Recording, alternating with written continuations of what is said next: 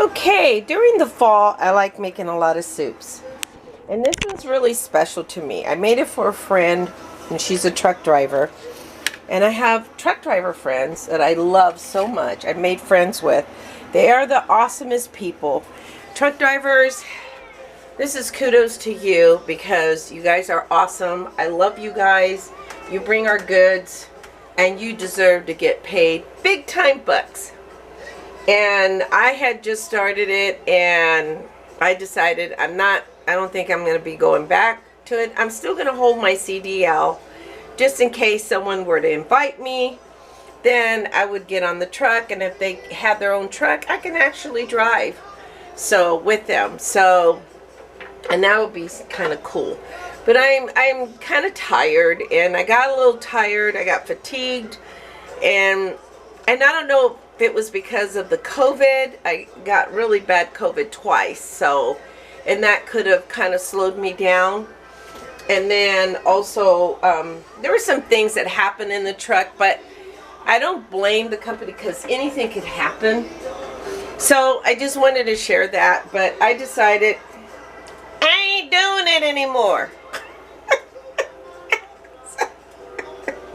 So don't ask me for anything. It was hard. Anyways, I'm gonna cook. Anyway, okay, here's I'm gonna set your camera. I'm gonna set my camera up. And I gotta clean off my glasses because they're oily. So I started off with a little bit of oil. And this is my oil right here. This is my oil. A cap just fell into my coffee. And I'm going to remove the cap, rinse it out, and continue to drink my coffee. Because nobody else cooks in here but me. I like a good black coffee. So anyways, okay. So I'm going to go ahead and put in my onions. These are 2 small yellow onions that I have. And I'm going to go ahead and saute them with some bell peppers. Now I'm actually going to use this lime with the let's see. But use the lime with as a seasoning towards the end. I don't know. I don't know if I'm happy or if I'm delirious. So I'm going to go ahead and add. And that's like leeks. That's like a half a leek. And it's chopped up. Yeah. And so all these veggies, they have to get cooked. But I put like the onions in there first because the leeks in there first because it takes a while for them to cook. I don't have any butter in this one. I like using just a regular, oil. And the combination of the oils that I showed you, which has no, I guess they don't have any trans fats in them. And I got garlic in there. And this is, what I do is I use let me show you. I use this. So, I use this, grater to grate. This little simple tool is really cool. And then I use that for the carrots. And this is a sweet potato. So that's a sweet potato. Okay, and then so I've been doing these videos since 2016, and I enjoy doing them. I enjoy doing them. I have 10 grandkids that I know of so far. Maybe I have 11. And then I have 4 kids, and 3 are married, and they all live out of state. And so I make these videos so that my grandkids, and I haven't seen my grandkids in probably over 10 years. And yeah, and it's been very difficult. So it's been over 10 years since I've not seen some of my grandkids. And yeah, and my daughter, my oldest daughter, and my youngest daughter, I haven't seen her in a couple of years. Uh-oh. maybe 2 years. And then I have a son, youngest son, who's studying to be a doctor. I haven't seen him in years. I can't even remember the last time I seen him. And then my son, I saw him, my oldest son, him and his wife, because her sister passed away also. This around the same time my sister did. And so I haven't seen them in 2 years. So, and then I really took some time to heal from my sister's death, which was really hard and difficult. And then, so now I'm going to be cooking and trying. Cooking to me is therapeutic. You know, it was something that my mom would do every time we had a problem. We'd go to her house and we'd eat. And when we were feeling bad and sad, she would make us something to eat. So cooking is more than a memory. Cooking is like our favorite pastime, and had a lot of healing to it. And I also share stories about my grandmother, how she lived on her ranch, and how I've shared those stories, how she lived on the ranch, and how all her food was sustainable. And as I was sharing, I was thinking, wow, the items that she had were, I'll make sure I'm not covering up this. The only items that she had, my grandmother, who lived in Mexico, was sugar, salt, that she would buy in bulk. Sugar, salt, flour, to make her bread, and coffee, and the sugar was really organic. I mean, it wasn't like the white bleach sugar that we see all the time, but it was super organic, clumpy, very delicious sugar. It was just different. It was like sugar cane, pure sugar cane sugar.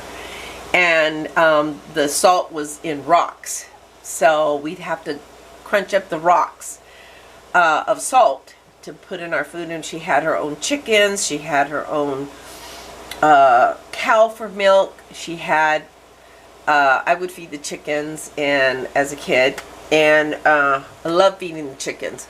And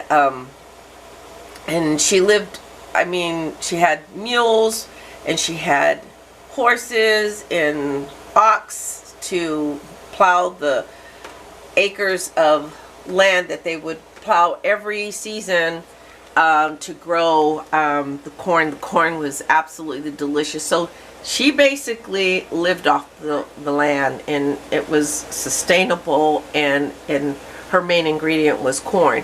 So, and we would sit up there and we would hold the corn, and then she would process it and make these delicious tortillas. Oh my God.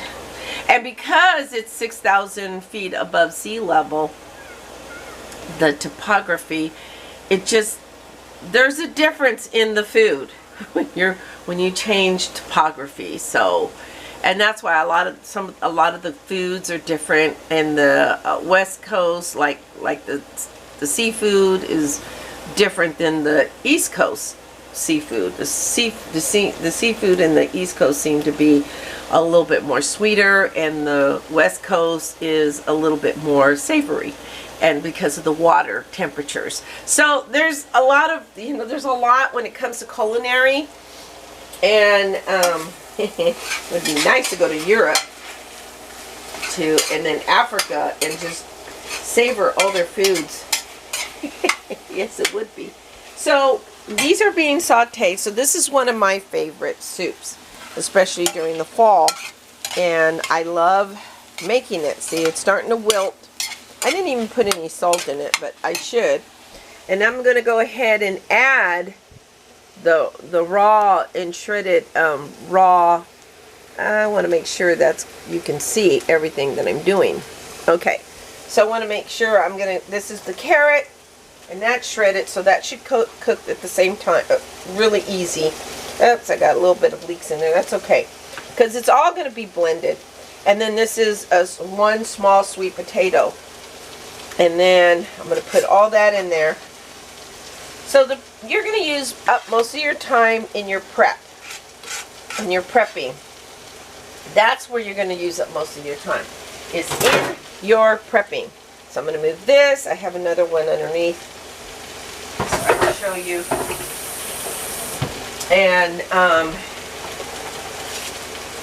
And then these are my scraps that I put on the side when I'm cutting and chopping. It just makes it more convenient. And then this is my squash, spaghetti squash. And you know, the nice thing about the spaghetti squash, you can actually make it into calabacitas, which is sweet. Sweet squash. Oh, it's so good, but you would have to cook it with the sugar, which I wish we had some of that sugar that my grandmother used to have. Oh my God, it was just delicious. And so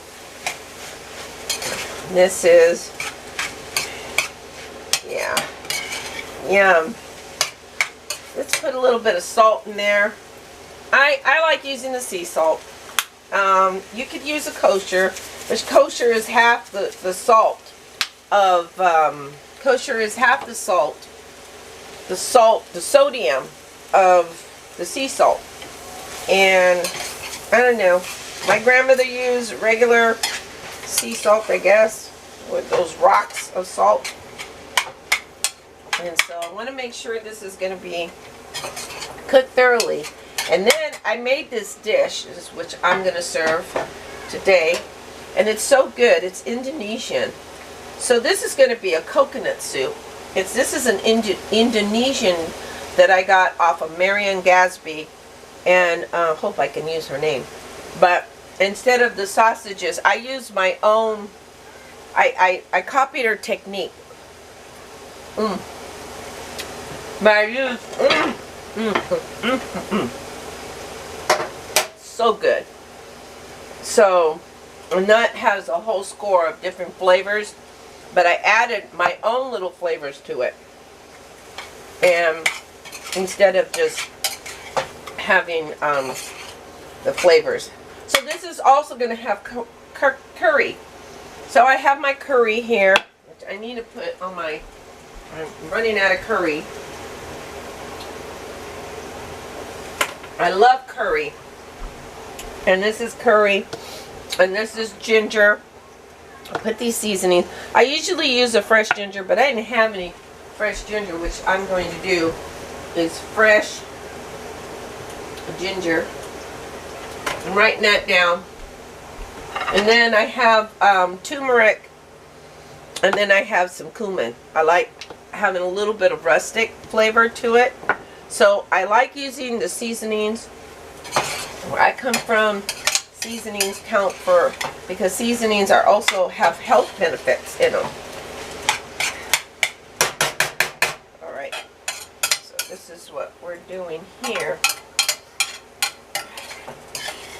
I wanted to make this video. I think I've done a video similar to this. And let's taste it. And you should be tasting. There's a lot of oniony flavors in there. And then there's garlic. I don't know if I mentioned, there's a couple cloves of garlic. It has enough garlic. For me, it has enough garlic. But what's going to really make the flavor pop, the flavors of the soup pop, is the lime. That's what's going to really make the flavors of the soup pop. I'm looking at my nail polish because we're not supposed to wear nail polish because it's just but I wear my nails short, so I'll excuse myself. I want to make sure that this does not dry out. So hopefully that holds all the moisture in there. Okay.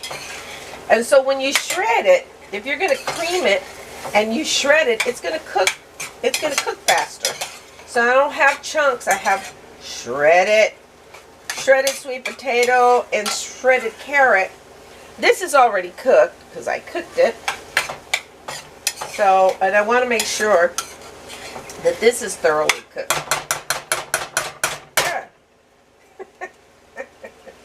Try it. I'm using the same fork. Don't do this at home.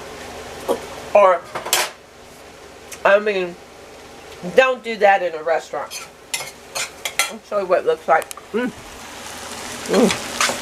Actually, I could just eat that over rice. Okay. This might be a two-part because my camera is telling me the battery is low.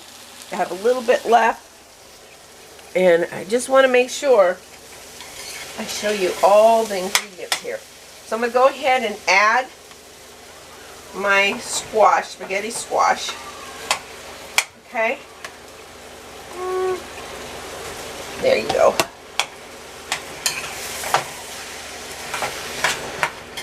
So I'm going to add the spaghetti squash really quick here.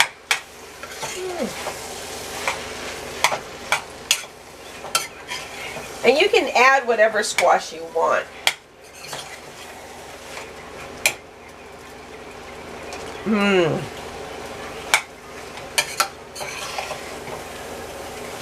Okay, so this is going to be a part 2. And we'll come back because I got to let my battery recharge.